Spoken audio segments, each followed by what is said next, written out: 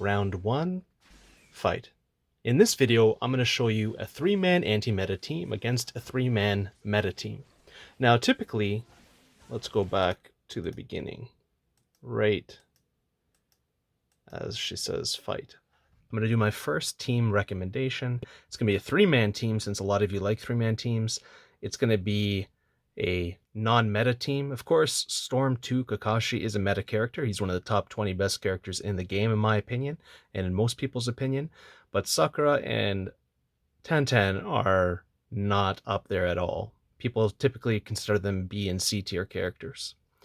So we have a very nice balanced 3-man team. You should be able to use this team in almost all tournaments or most tournaments. I would classify this as an anti-meta team to give you some more insight into what anti-meta is that it should be able to counter meta. So it should be able to be not that strong compared to meta teams. And it doesn't rely on a lot of switch techniques or switch tech.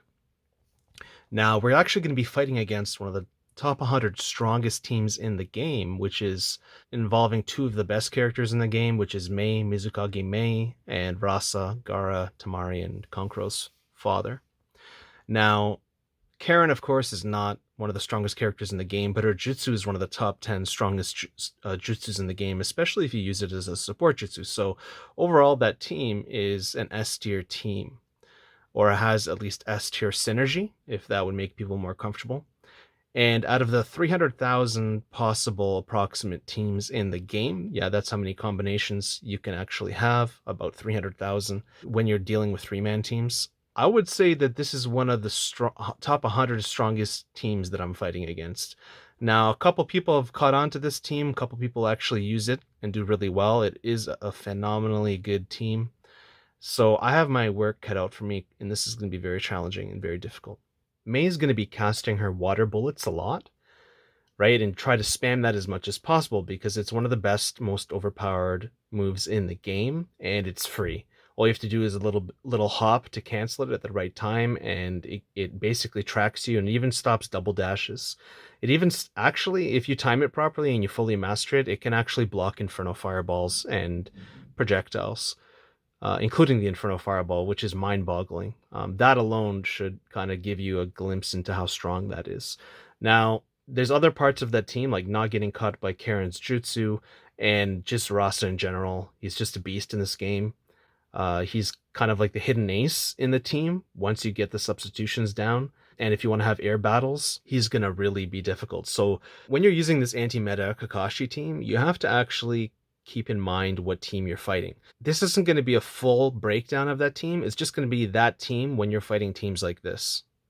I'll actually I might make videos in the future on how to use this team against other teams, but for now, you have to understand the matchup. Your advantage here is that most people won't know your matchup. Almost no one has ever seen this team I'm using. It's a very unique 3-man anti-meta team, and you have to be very careful. You know, so what are your goals with using this team? Is you want to use Kakashi as the main. He's kind of like the point guard of the team, and he's the carry of the team. You want to make sure you can use Sakura as a carry as well, or main, but it's a little bit more difficult.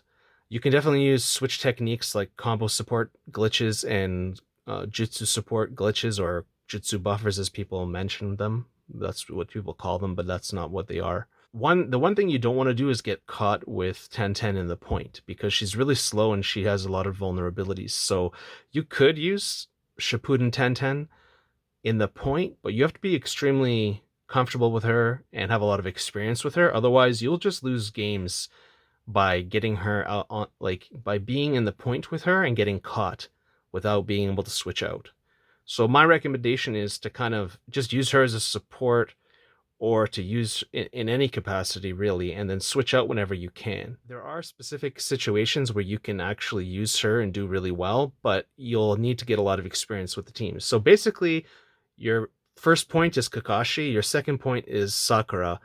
But with Sakura and TenTen, you want to use their jutsus as much as possible. And Kakashi's, like, think of him as your point guard. He's the one who's going to have the basketball or the ball most of the time, and he's going to be the one engineering.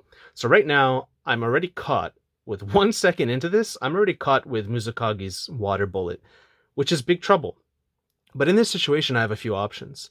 I can't use TenTen from here because I'll end up wasting the support. She's too far away. But I can actually summon Sakura from here, and she should be in range to pop her up. And so the main objective here is to use this, is to not waste your chakra with Kakashi. Get in close with Kakashi to do his jails and to do his combos in general, because that's what he's good with. But you actually perform at a mid-range and close range with this team.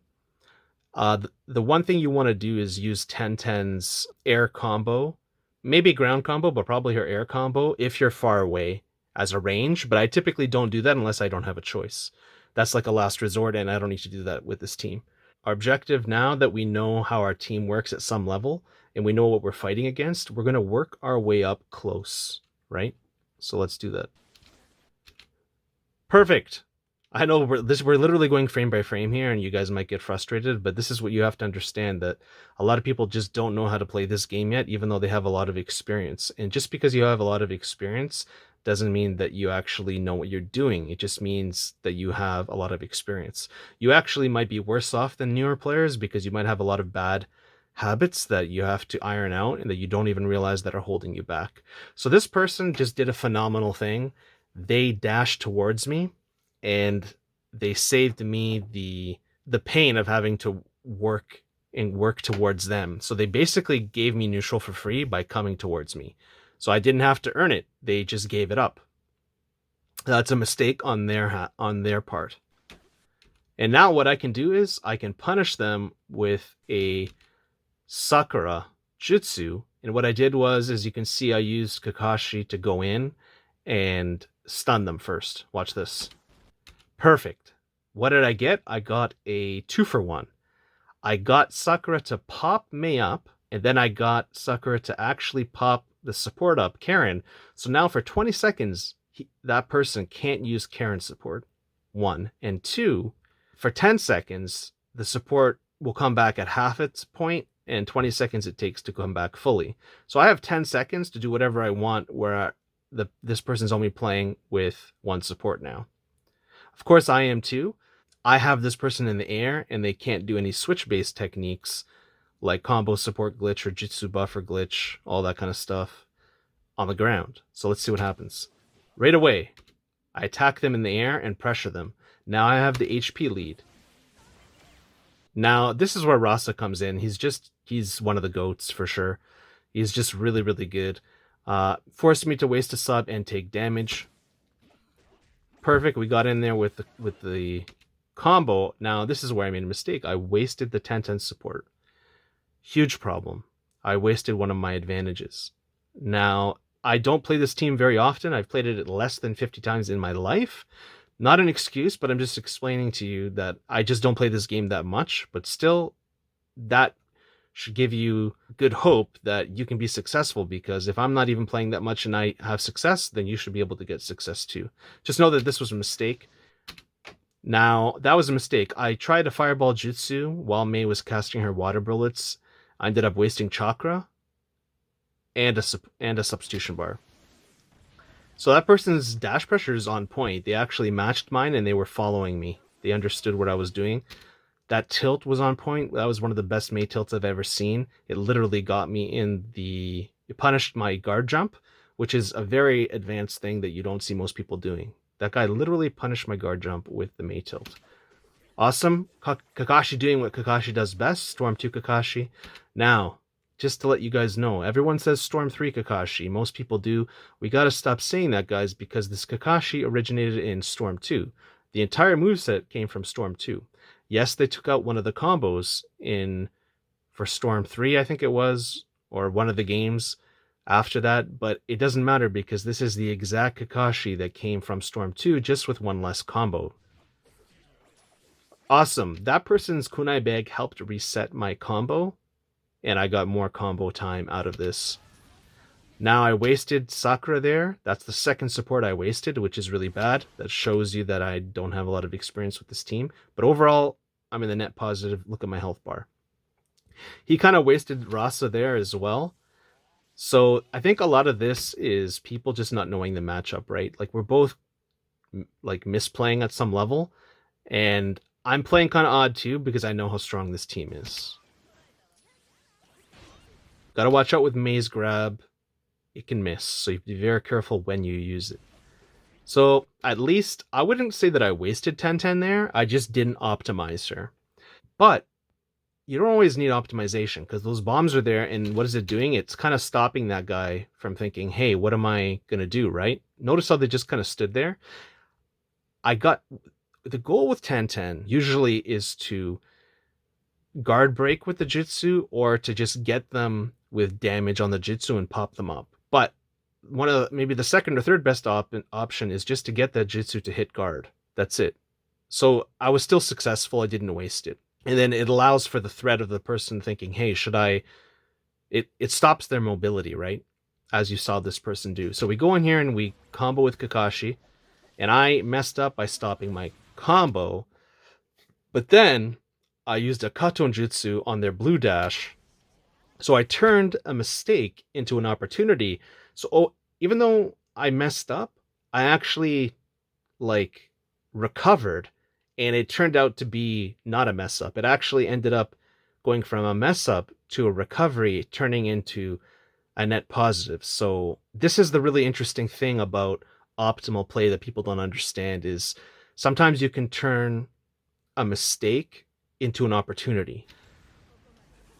Now, why did I throw that fireball when they were down on the ground?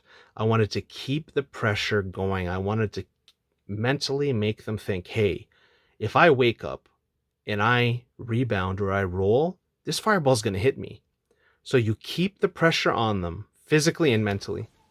Now you can see how they respond. They're throwing kunai. They don't like it, right? Multiple kunai and walking forward. Awesome tech by this person. I'm really impressed, and I love to see it because it shows that we're having a real fight here, and I'm not fighting, an inexperienced player. I'm fighting a good, skilled player. This is exactly what I would do in their situation. 100% the same thing. Problem is, they're disrespecting and not respecting Sakura. What is the goal with Sakura? To use her as much as possible to pop up. And we did walk tech with our back turned. The person was unexpected. They just thought, oh, nothing's going to happen. Boom, 180, fireball cut him to the face. Almost perfected the person. Now they're troll spinning, but I don't see this as a negative because I see this as the person being happy because they're just thinking like, what am I fighting? Like I can imagine this person is saying, what am I fighting? Perfect.